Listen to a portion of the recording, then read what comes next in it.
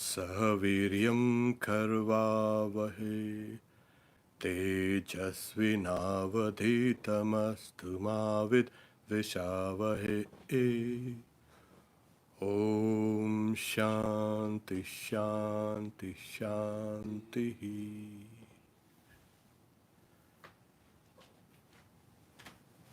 The Katha Upanishad. Today we proceed with the nature of spiritual experience. We had commenced with some of these mantras which showed us the connection between the individual and the Supreme Soul. That's important. We had done the seventh one last Wednesday, and leaving it at the rest of the mantras, 8th and 9th, and as well as even the 10th, will speak of the same subject matter in that very strain. We take up the 8th mantra, the second part of the Katha Upanishad 2, section 1 and 8th verse. The sacrificial wood.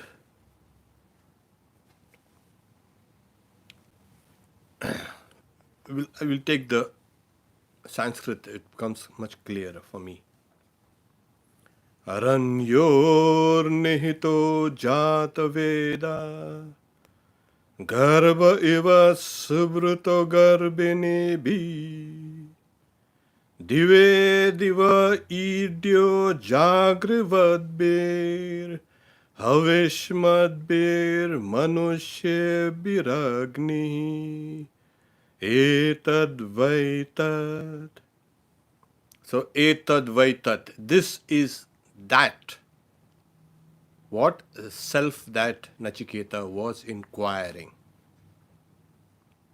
It is being repeatedly being demonstrated from different angles. So the translation is the sacrificial fire, or just a fire, lodged in the two fire-producing pieces of wood, that is well protected just as much as a fetus is by a pregnant woman. And the fire that is adorable every day by vigilant people with oblations and contemplation, that fire too is but this Brahman. One of the viewers had said, yes, these are kind of a little difficult verses. Let me put it like this, in the perspective of this morning, a Swami was talking about another Swami, saying, well, you see, that Swami had a vision of this and that and this and that. Yeah, you're kind of patiently listening to this. But according to Vedanta, that's a much, much lower spiritual experience. The real experience, what is experiencing what? We are trying to experience, we want to experience reality. And the lowest rung of this spiritual realization of the reality is this. A little sensations of kind of a joy in your body, a little horripilation, and a little tears roll down of your cheeks, and your voice chokes, and there's a horripilation. These are some of the signs that kind of are indicative of devotion bhakti. And a little kind of higher is, you have a kind of a vision of deities. But according to Vedanta, as I mentioned, the realization culminates, all these small grades of realization culminate in what is called the oneness between the individual and the universal reality, the universal soul. The individual soul and the universal soul are one. When you get this realization, this is realization. Many people say, "Oh, you see, I've got an awakening of this, and I've got a this, and I dream about this, and I can't do this particular thing." Kind of various manifestations. These may be milestones on the way to the realization of the individual soul as embedded or part of the universal soul. Now, when I say soul, it means that individual reality, your reality, is actually a part of that universal reality. So you'll say, which is more real? There are people who say, which is more real? Me, this individual reality, or no? The reality is that universal reality. It as if appears as individual souls. So our realization is that universal reality. And in order to lead us on to this correct understanding of realization, these verses are presented. Sometimes it's called the firstborn. The firstborn? Yeah, that's, as we mentioned, it is Hiranyagarbha. In a previous video, you said firstborn. There are words used as prana, as tapasa, as aditi. What does it all mean? They are different names of that same entity. In this verse again, we have another kind of name or nomenclature or designation for that reality. If you realize saying that reality, where's that reality? Do I need to go somewhere out there in that universal space? No. That universal reality has entered, as it were, in your own being, in your own heart. This is important because you don't need to have a spiritual experience. The nature of spiritual experience is that universal being. And that universal being is within you. This is the difference between Vedanta, Hinduism, and other religions. You don't have to go outside of yourself in another place, another location, in another stage, or another kind of whatever you would like, plane, to realize the real nature of reality. It is there within you, within each and every one. And the first, you can say, step in understanding Vedanta is this: that universal reality which we are talking about, which we want to realize, is within you, has entered, as it were, within you. And the last few verses, they were saying, who is seated in the cavity of the heart after entering there. In this verse also, that fire is that Brahman which, as it were, has entered inside there, within you. Now, we have another kind of illustration. This verse ties a lot of kind of loose threads, as it were, from the previous section as well as the middle section into this kind of clarity. First is the sacrificial fire lodged in the two fire producing pieces of wood. Aranyor nihito Jata Veda. The fire, the Jata Veda is translated as fire. Fire is called Jata Veda. Now, Jata Veda, one Veda, one who knows the birth of every being. Well, fire? Yeah, fire is one of those early deities. So one who knows the birth. Birth of what? Birth of everything. Everything. So that fire is called Jata Veda. Okay. Where is that fire lodged? Obviously, within. We'll come down to it. We'll use that other side of the, you can say, equation or illustration. Here, the Upanishad gives us like fire lodged, the sacrificial fire lodged in two pieces of wood. Arani. In the old days, even before, you can say, flint, of course, was discovered. Our ancestors, millions and millions of years ago, they used to use two flint stones to generate sparks. And that they used to kind of have some combustible material near where the sparks fall, and then it used to ignite. Even the English word ignite comes from that indana, Sanskrit word. So they had learned the art of producing fire. By seeing fire everywhere, there were kind of volcanoes and there were lightning strikes and this and that, whatever. Well, they say that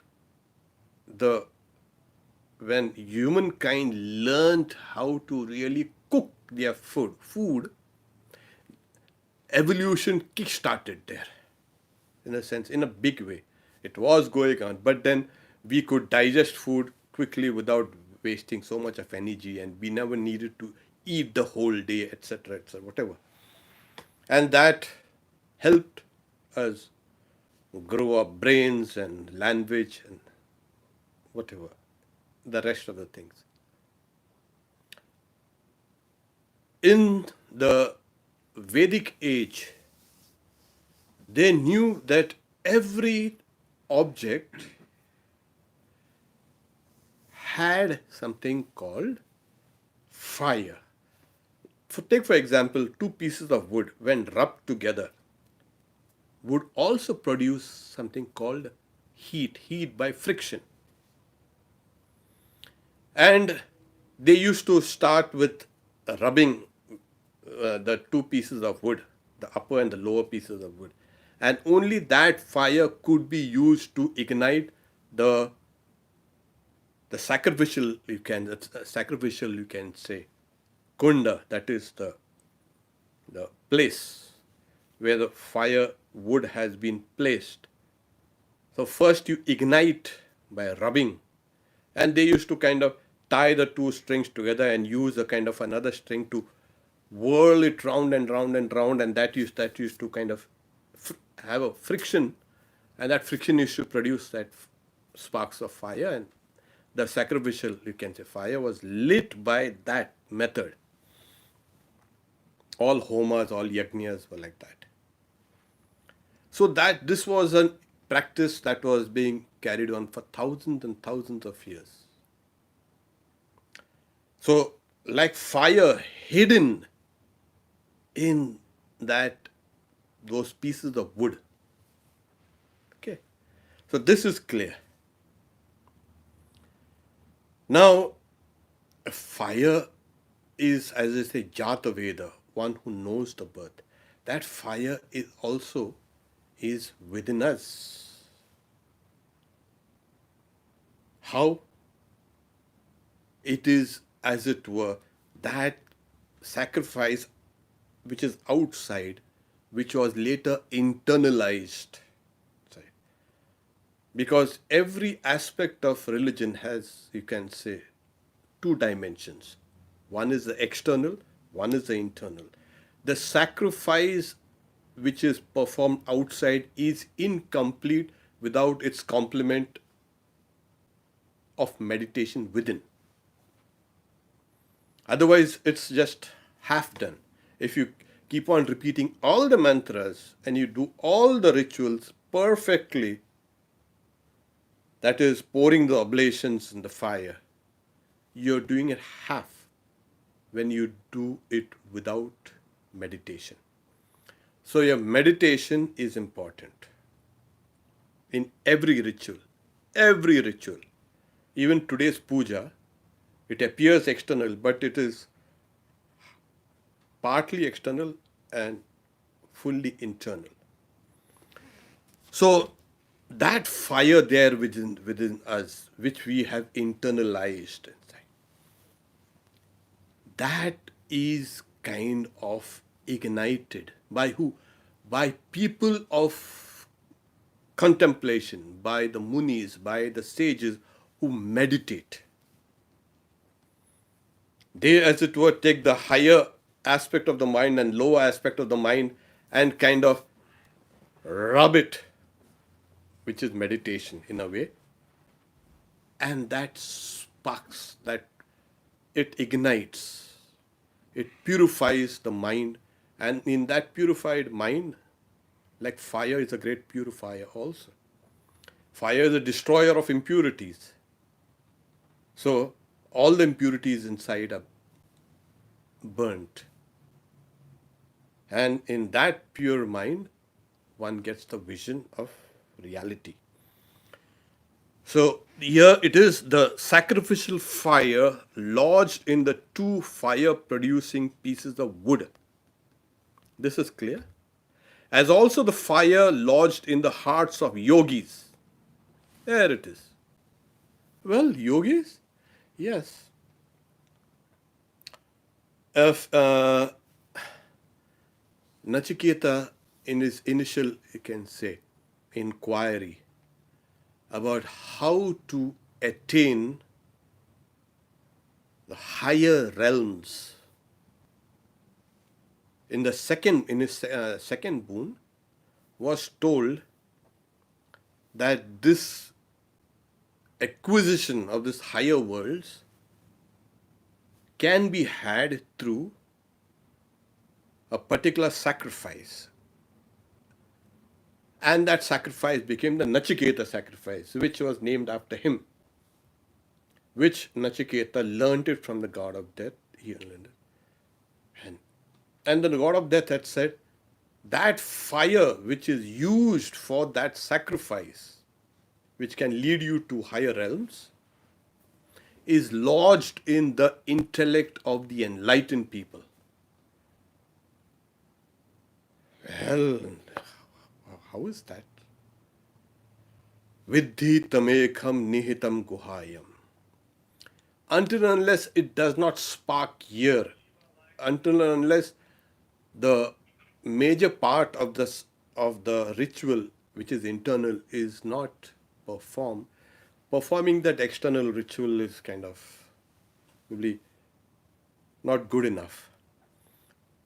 So there Shankaracharya had said that the state of Hiranyagarbha, the state of that universal reality, can be reached by that fire which is in the minds or the intellect of the enlightened people.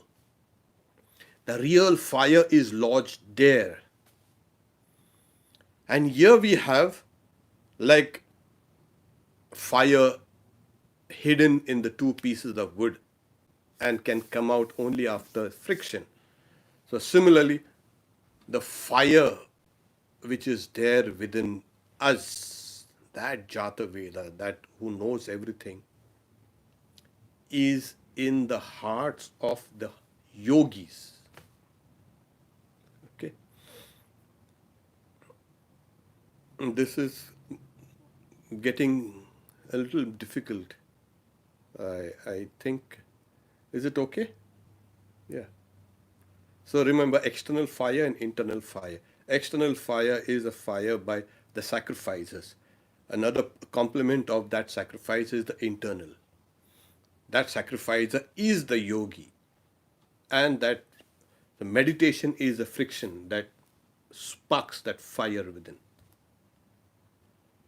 And this fire is well protected. In the old days, that sacrificial fire had to be well protected externally. And even, these old Zoroastrians, the Parsis, when they first came to India to escape this kind of, or to save their religion from being swamped by other kind of invaders, they came to India with their fire. They brought their fire. That was kind of the sacred fire. This fire is not any kind of ordinary. It's a sacred fire, and they bought it. That's why they are called. Those temples are called Agyari, Agni, fire temples. So most of these ancient civilizations were worshippers of the fire, sun worshippers. You will find it in a couple of, I think, in the next verse, the sun also. Yeah, so it's very strange. Most of these, they worship fire, worship sun. So they used to protect that sacred fire. The ancient, you can say, Aryans there, they used to protect that fire, sacrificial, because they used to use a part of that fire to light up every day 2 times, morning and evening, that yajna, that sacrifice. The same way, every morning and evening, we've got to meditate. Yeah. Do we have to meditate? Yeah. Why? It is as it were you are protecting through your meditation that fire within. External and internal. External fire and internal fire. Well, does it burn you? Yeah. It might it burns all your impurities. Fire is a kind of it's used symbolically. And it is protected. How is it protected? Carefully. The illustration given is like a fetus is well protected by the woman who's pregnant with the fetus, with the child. And what does a woman do? When the woman is pregnant, the commentator Shankaracharya says, she will be careful of what she eats and drinks and what she even thinks. Because there's a prenatal influence of the, you can say, mother on the fetus. So the mother protects it, the fetus. It's covered, of course, completely from harm. It's like completely covered, and it is now protected by correct eating and drinking and thinking, and there's no kind of a regulated life, a life of a spiritual person. Then the child which is born will be a spiritual. But that's a different topic, of course. Here it is, that fire is well protected like a fetus of a pregnant woman. So this fire, yeah, the rest of the verse says, and the fire that is adorable every day by vigilant people with oblations outside and contemplation inside. It is adorable. If you say, oh, this is fire, when we have our sacrificial fires here, it's called a homa, this ordinary fire is transformed into the fire called Ram Krishna. We have Ram Krishna as a picture. We have Ram Krishna's life. Yes, that is one aspect of it. Another aspect of Ram Krishna is that fire. The sacrificial fire is now Ramakrishna. Got this? That's important. So that sacred fire has got a whole new dimension. That has to be protected. How? By vigilance. The word used is Jagrat Vadbi, those who are awake, those who are vigilant. We have to be vigilant, we have to be careful while performing a sacrifice outside, and vigilant when we perform meditation inside. There's a saying, eternal vigilance is a price for freedom. Or eternal vigilance is a price for perfection. So you want to be perfect, be eternally vigilant. So when we are offering oblations outside, we have got to be vigilant. When we are meditating on that same aspect of that fire internally, with meditation, we've got to be vigilant. Vigilant regarding what? Let your mind not stray from here and there, from that act of meditation or from the act of sacrifice. Or you are performing a sacrifice and thinking of something else.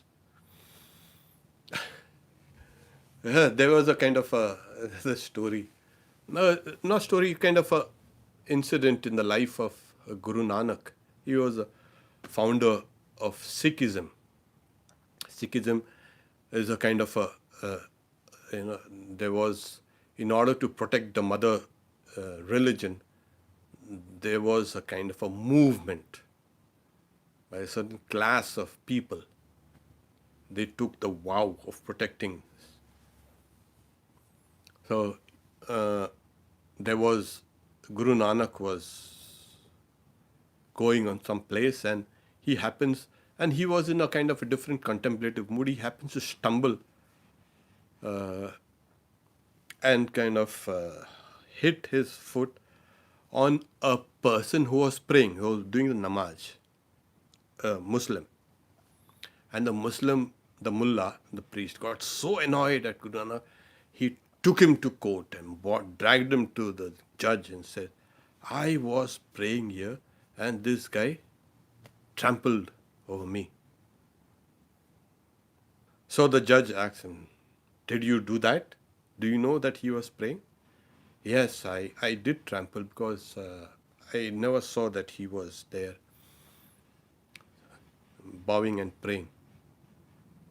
But he wasn't praying. What do you mean? I was there performing those rituals, those gestures. So the judge asks, what did he mean? You weren't praying? Yeah. So he was thinking of his chickens. So the judge asks that, well, is it true? While praying you were thinking of your chickens? So the mullah was honest. He's saying, yes, there. So we are praying, we are doing things, okay, but our minds are somewhere else. And that is why externally, I sometimes look at people and say, he's pretending to meditate, he's pretending to this. You don't need to pretend. You need to meditate. You don't need to pretend to meditate. That's very important. Because pretense is not going to get you anywhere. That's the reason why this word, it's qualified by the word vigilant. So when you're vigilant with oblations, vigilant while you're meditating, this fire, what is this fire? This fire is, we're talking the fire. That fire is Brahman. That fire is Brahman in what form? In the form of that firstborn Hiranyagarbha. It has also been called as Aditi in the previous verse. It has also been called Prana. Ya pranena sambhavati prana. It is also called Tapasa. It is also, in this case, it is called the Arani. Okay. That reality which is external and which is also internal is one. here the symbol of fire is used inside. Symbol of what? Symbol of that reality, fire, Jata Veda. It's not just fire. When you're meditating internally, you're meditating on the reality. And when you're using all the implements for a sacrifice externally, you are actually worshipping that reality. You're not worshipping that ordinary, mundane fire in a kind of a pit, fire pit, with all these oblations of ghee and milk, etc. You are worshipping this higher reality. There is also the Upanishads speak about karma, that's the sacrifice outside, and upasana, the meditation inside. There's a samuchaya. This many sages and saints have spoken about the kind of samuchaya, that is the correspondence between external and internal. Okay, some commentators say, oh, the Vedas speak about the combination of rites and meditation. This is one example of the combination of rites and meditation, yajna and upasana, meditation. Now, Shankaracharya is very clear that this form of meditation, what it does, it purifies you. If you do not want to attain the limited results of this karma and this meditation, you will get the stage of, as they say, Hiranyagarbha. In a, it's not Hiranyagarbha, but is higher reality. If you do it with the idea of a reward, getting some reward from this, some desire behind these acts. If you don't do it without any desire, without seeking reward, what it does is this karma and this meditation, karma and upasana meditation, they sync and it purifies the mind, and in this purified mind, you will get this reality, this experience of the reality inside. And when you have this reality experienced inside, you will simultaneously experience that reality outside also. So it is, if you do this karma, sacrifice, and upasana, meditation, without desire, but just to attain the highest goal, one gets the realization of Hiranyagarbha. Okay. So I think this is more or less clear, because we will see the next verse. It's important because the next verse also carries forward this same idea of realization. Realization, as we mentioned, the experience, the nature of experiences, not visions and not this small tiltillations in the spinal cord, in some nerves, and somebody says, I touched this and I got a shock, and I saw this and I kind of felt transported. These are very kind of very low grade of, you can say, experiences. Real experiences, that reality is one inside and outside. So it's not two, inside and outside, it's one. That reality is appearing as it were inside and outside. What's the name of that reality? That reality is Hiranyagarbha. Yes, this whole thing. Yeah. We have seen that this universe has been, you can say, born out of Hiranyagarbha. Hiranyagarbha is the cause or the causal body, subtle body of this world. don't get confused about this subtle and causal and the sum total of everything in this universe, let's put it, has come from Hiranyagarbha, has arisen from Hiranyagarbha. What is Hiranyagarbha? Don't get bogged down with even these kind of words. The cosmic person, the cosmic reality, the macrocosmic reality, rather, if it could go like that. So, what is this? Does it has hands and feet and legs? Your hands and your feet and your legs and your eyes and your everything is that reality, which is that. So all our limbs and all our existence and all our minds and all our thoughts, etc., and everything are embedded in that reality. So that cosmic person is not a person in the sense of we are a person. That person is a collective, the subtotal of every living being. Every living being. That means not only the human beings. We think it's a human world. And we want a God also to be human like us. That's a mistake. And that is what Vedanta has kind of avoided the mistake from the very beginning. If you feel you're a human world, in a human world, the whole world is meant for me, and my God also has to be human.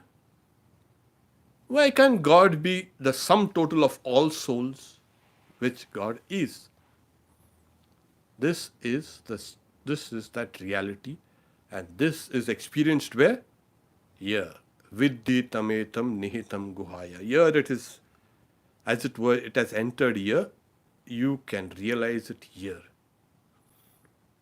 This is that self, etad vaitad, which Nachiketa was inquiring about. And this Upanishad is constantly now hammering it inside.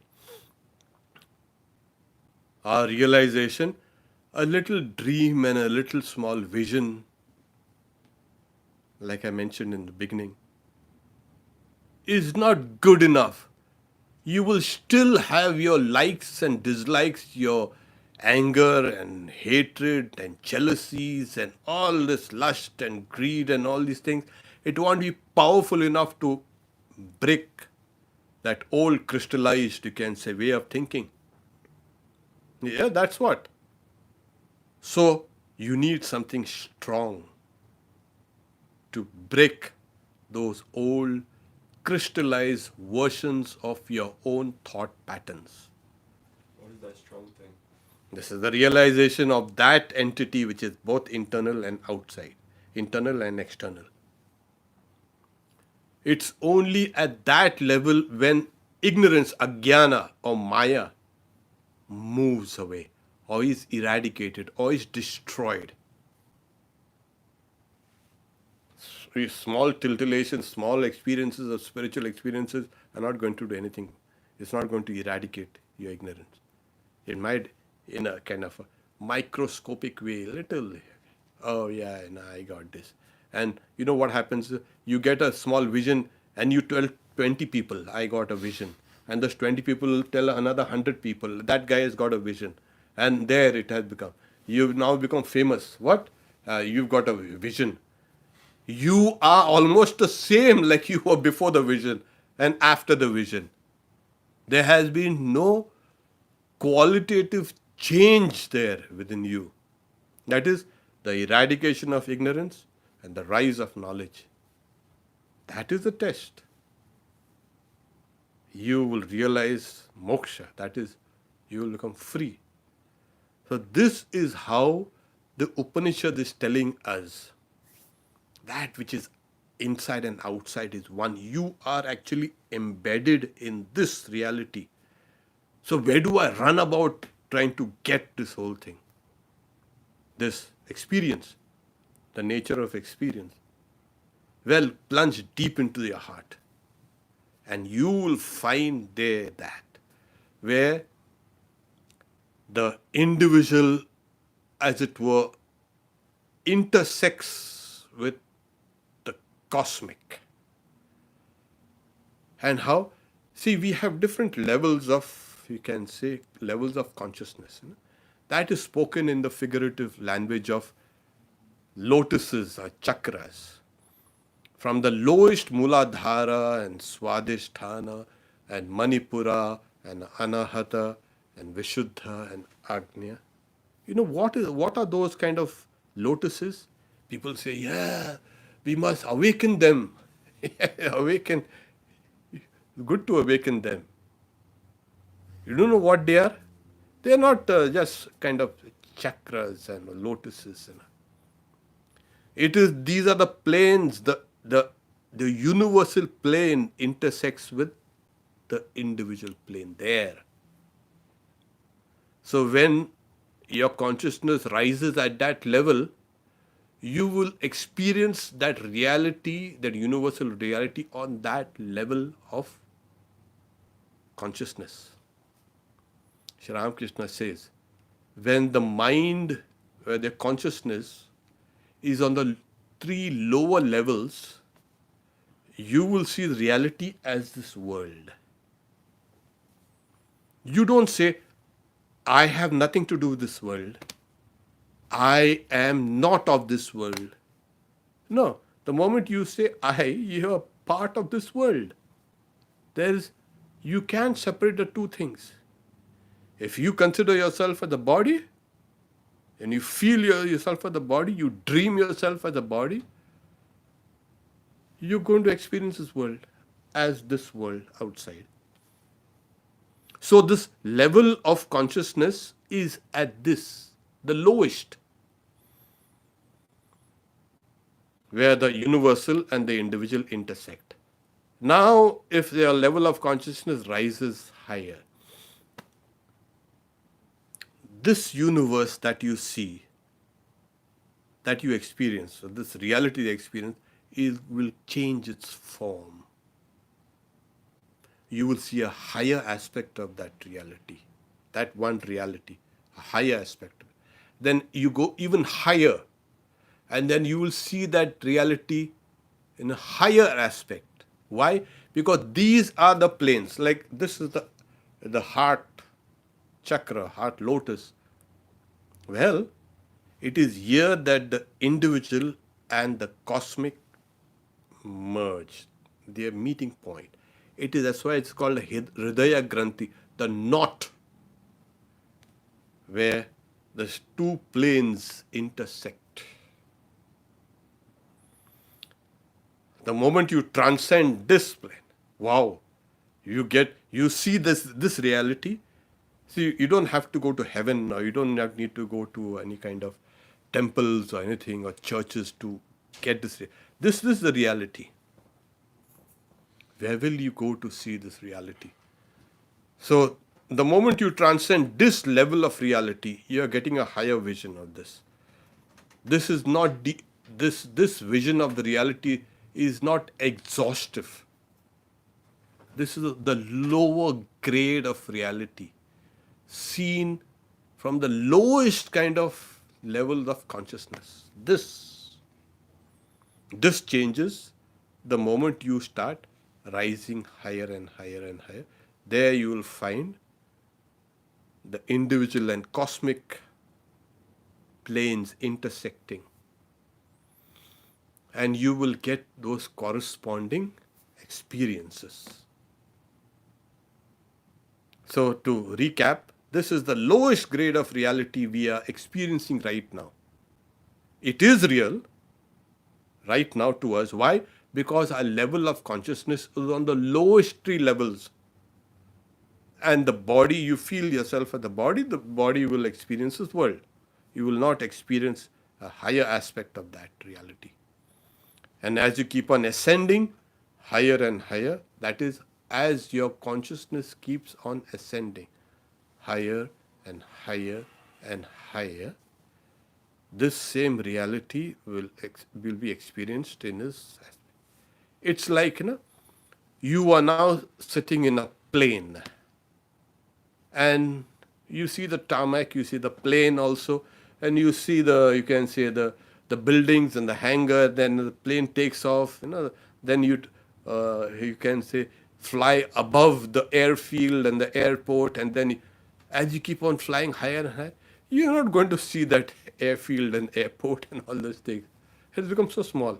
Your vision will correspondingly change the moment you go higher and higher and higher and higher. So, was that wrong? No, it wasn't wrong. It was necessary for you to take off. So, take off from there.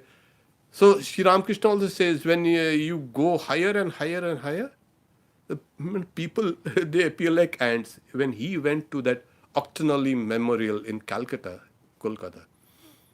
So when you see people at this level, you see people, oh yeah, the higher you go, they will appear small and ants. And higher you go, well, it's always appear. What about this human race? As we keep on going higher and higher, go to some of these kind of international space station, you'll have a different view of Earth. You go to the moon, you'll have a different view of the Earth. Am I seeing this Earth? Is it like this? Yeah, you're seeing the Earth. Yeah, it's a. So similarly, as you keep on ascending on the different levels of consciousness, you will see this reality appear different. That is the nature of the. And where does it culminate? In Hiranyagarbha. In that cosmic person, as that cosmic person is. And how will you experience that?